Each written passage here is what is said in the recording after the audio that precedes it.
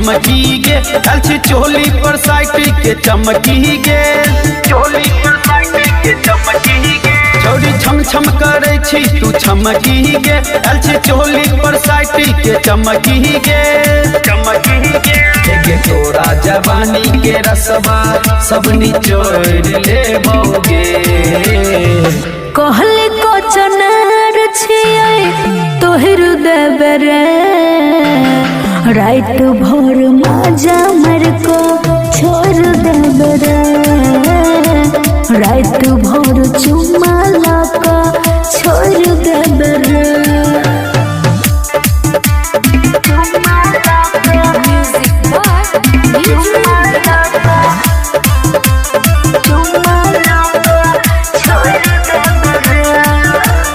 लहंगा उड़ही छौ ऊपर गे लौकै छौ चीजबा सुपर गे तू ही चिखा दे पतर की गे कोनो ने भावे दूसर की गे पगला गही के रे माजा बेरा बेर मिलतो कोनी सबर कोले रे सब कोई हमरे ढोढ़िया पर अपन नजर कोले रे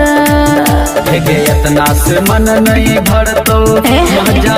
और ले बोगे कहले को चनार छियै तोहर देबरे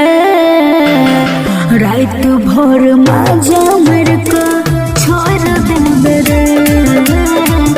रात भोर चुमा लाका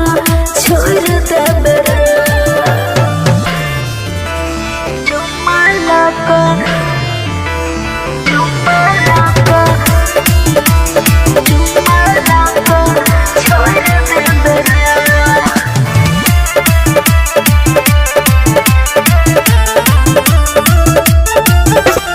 सटा में छी त सटतोगे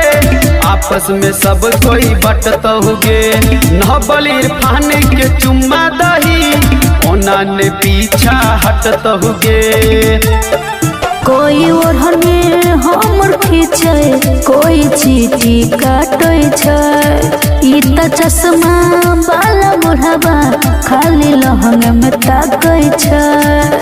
गे नमरी पंसहुआ देबो चोली भर जेतोगे तसला फूल को चनार छियै तोर देबरे रात भोर माजा मर को